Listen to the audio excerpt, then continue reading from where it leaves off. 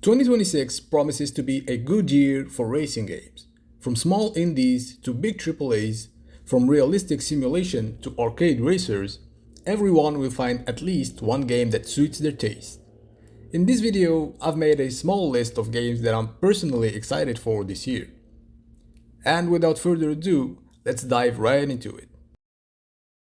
At number 5, we've got iRacing Arcade. Available now on Steam and releasing this summer on console, iRacing Arcade is an arcade racer developed by Original Fire Games and published by iRacing Studio.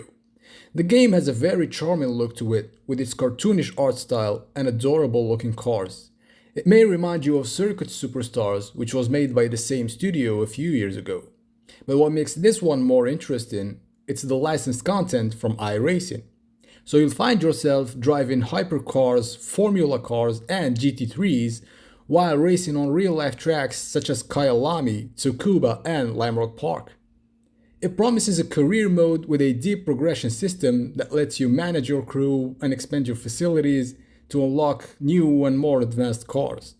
It's the perfect introduction for kids to the sim racing world and console players who can't access iRacing.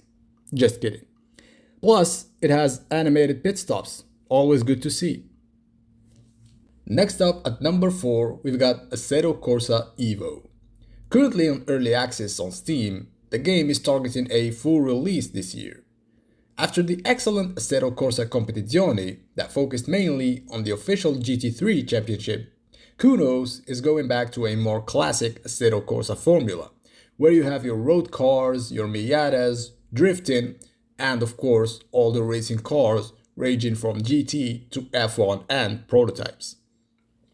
And this time they are promising a free roam mode with a big map which is essentially an open world surrounding the Nürburgring. And just from the tidbits they've shown so far, it looks amazing.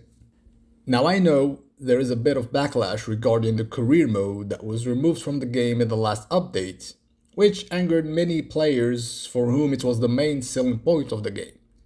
The career mode was promised to have an XP and economy-based progression, so players were excited to have a Gran Turismo-like single-player career on PC. Kunos seemed to have opted for a more sandbox model, so just like the first Assetto Corsa, and they added the Academy mode, which is a time attack challenge mode like the licensed mode in Gran Turismo. It's a nice addition, but won't replace a proper career mode.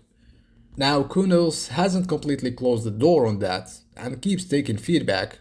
That's usually the benefits of being on early access.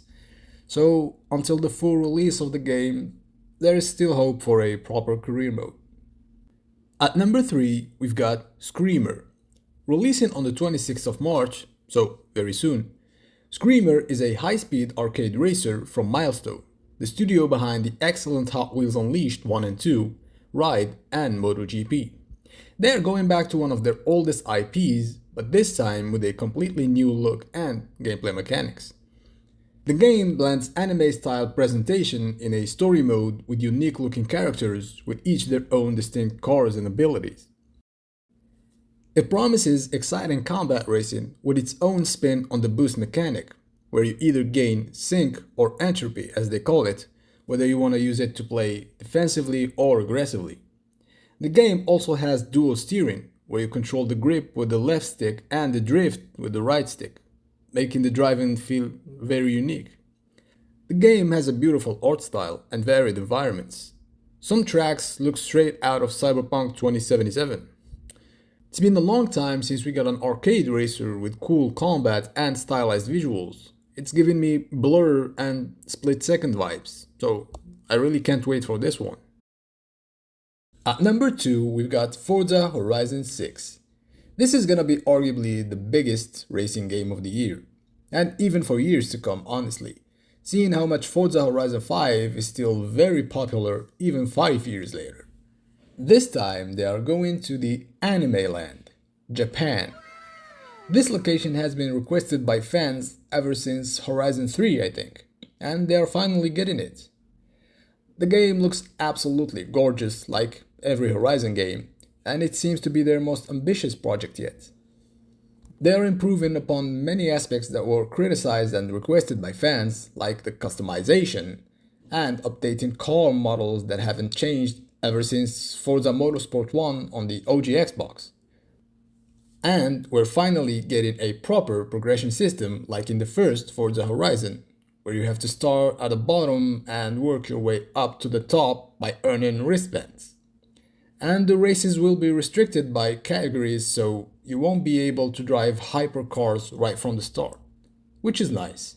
The game also promises an estate management where you have multiple buildings and garages to expand and customize, and even the ability to visit other players' estates. Now, will it be as deep and cool as Test Drive Unlimited 1 and 2? We'll have to wait until release to find out. One small change I really liked from what they've shown so far is that you can now do hot laps seamlessly in the open world with other players and have the leaderboard displayed, rather than having to go through menus and loading screens like in previous titles.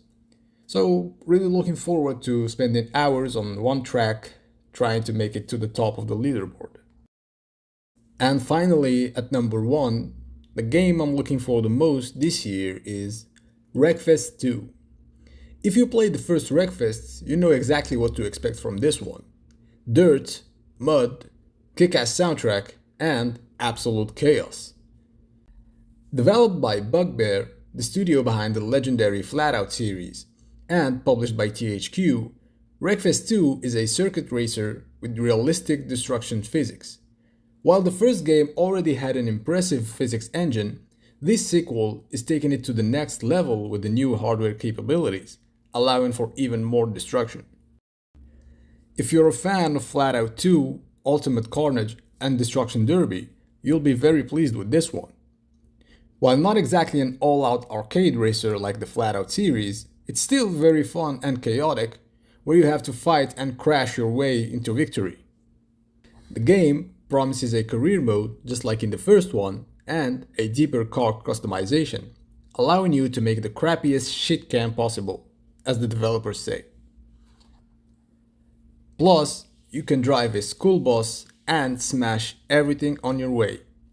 10 out of 10. The game is currently on early access on Steam, and it's aiming for a full release on consoles and PC this year. So, that was my top 5 racing games coming in 2026. Tell me in the comments which games you're excited for this year. And if you liked the video, maybe like and subscribe. And I tell you until next time.